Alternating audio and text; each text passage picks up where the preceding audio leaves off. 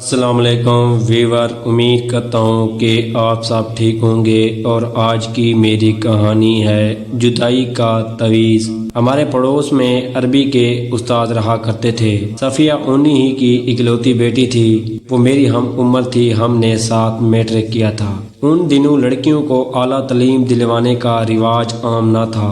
Matric کے بعد صفیہ کے والد نے ایک اچھا رشتہ دیکھ کر بیٹی کی شادی کر دی۔ استاد صاحب نیک آدمی تھے، وہ حافظ قرآن بھی تھے۔ محلے کی اکثر خواتین ان سے دعا اور پیار پر درود، دعا اور بیمار بچوں پر دم درود کرانے آیا کرتی تھیں۔ صفیہ کے گھر کا ماحول پاکیزہ تھا۔ اس کی تربیت والدین نے مشرقی طرز پر کی تھی۔ وہ والدین کی اطاعت گزار، صوم و صلوات کی پابند لڑکی، ہمیشہ حجاب میں رہتی، اسکول میں بھی برقع اوڑھ کر آتی تھی۔ تبھی ماسٹر صاحب نے اپنی بیٹی کا رشتہ بھی اپنے جیسے دیندار گھرانے میں کیا تھا۔ شادی کے بعد صفیہ سسرال میں گم ہو گئی۔ وہ سیدھی سادی لڑکی تھی جس کو دنیا کا لالچ یا زمانے کی نمود و نمائش چھو کر بھی نہ گزری تھی۔ کبھی اپنے خاوند سے فرمائشیں نہ کرتی، نہ اپنی ذات کے لیے میک اپ کے آرائشی سامان کے تقاضے کرتی۔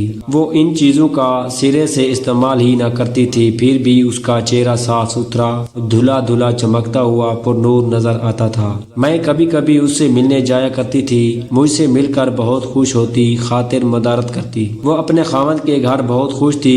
اس کا گھر مجھے سکون کا گہوارہ لگتا تھا۔ اس کا شوہر بھی حافظ قرآن تھا اور ایک سرکاری دفتر میں اوسط درجے کا ملازم تھا۔ میں نے ایم اے پاس کیا تو لیکچر شپ پائی اور پھر میری شادی ہو گئی۔ میرے شوہر محکمہ تعلیم سے وابستہ تھے۔ اتفاق سے شادی کے بعد جس فیملی کی بہو بن کر گئی، ان کی رہائش صفیہ کے گھر سے دور نہ تھی۔ میرے خاوند کا مکان اسی محلے میں تھا جہاں صفیہ شوہر اور بچوں کے ساتھ رہتی تھی۔ اس طرح ہم سہیلیوں کی پھر سے قربت ہو گئی۔ اس دوران صفیہ کے 4 بچے ہو چکے تھے۔ تبھی میرے گھر وہ بہت کم آ پاتی۔ میں ہی 1-2 ماہ بعد اس کے پاس چلی جاتی تھی۔ میرے شوہر اور صفیہ کا خاوند قدیر ایک ہی محکمے میں تھے۔ اگرچہ عہدوں کا فرق تھا، تاہم میرے سسر اس گھرانے کو اچھی طرح جانتے تھے اور عزت کرتے تھے۔ مجھے انہوں نے بھی صفیہ کے گھر جانے سے منع نہیں کیا تھا۔ میری شادی کو 6 برس ہو گئے۔ اس دوران صفیہ کے گھر 2 اور بچوں کا اضافہ ہو گیا۔ پھر اس کے سسر کا انتقال ہو گیا۔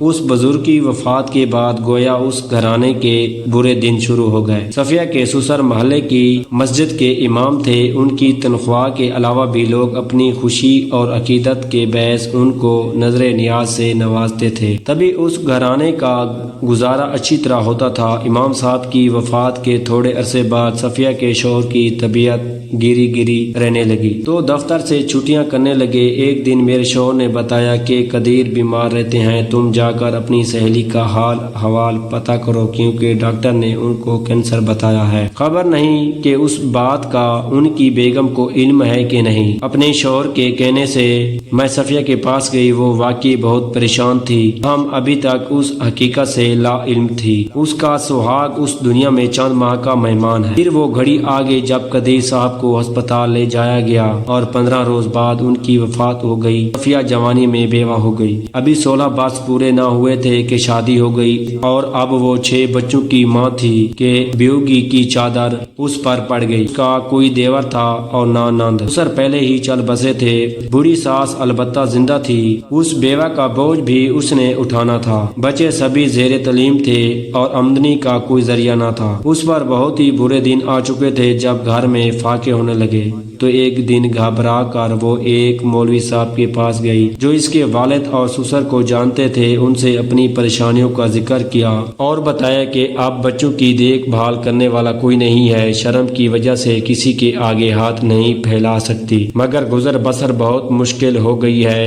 ان بزرگ نے صفیہ کو ایک کتاب دی اور کہا کہ اس کتاب سے تمہارے علم میں اضافہ ہوگا، تعویذ لکھنے میں مدد ملے گی۔ میں تم کو اجازت دیتا ہوں کہ آج سے تم لوگوں کو دعائیں اور تعویذ لکھ کر دو گی اور وظائف بھی بتایا کرنا، تم پر اللہ کی رحمت ہوگی۔ اس کتاب میں وظائف لکھے ہوئے ہیں، اس وسیلے سے تمہاری محتاجی کٹے گی اور تم کو کسی کے سامنے دست سوال دراز کرنے کی ضرورت نہ رہے گی۔ لیکن بیٹی ایک بات میری یاد رکھنا، جب بھی کسی دکھی کو تعویذ دو تو نیکی اور بھلائی کا دینا، حق کا ساتھ دینا، نہ حق کا کبھی ساتھ مت دینا۔ بس یہی تم کو میری ہدایت ہے، کیونکہ کتاب میں جہاں بھلائی کے لیے وظائف درج ہیں، برائی و دشمنی کے لیے بھی ہیں، لہٰذا سفلی عمل اور دشمنی، نفرت، جدائی والے عمل سے دور رہنا اور نہ لوگوں کو ایسے برائی کے کاموں میں مدد دینا۔ عالم صاحب نے صفیہ کو دعائیں دیں اور وہ دعائیں اور ان کی نصیحت کو گرہ میں باندھ کر گھر آ گئی۔ اس نے سب سے پہلے گھر میں ایک محفل درس و دعا کا انعقاد کیا، جس میں محلے کی عورتوں کو مدعو کیا اور بتایا کہ کسی نے اگر بیمار بچے پر دم درود کرانا ہو یا اپنے شوہر کی محبت کے لیے وظائف وغیرہ پوچھنے ہوں تو بلا جھجک میرے پاس آ جایا کر۔ مجھے یہ علم میرے سسر صاحب کی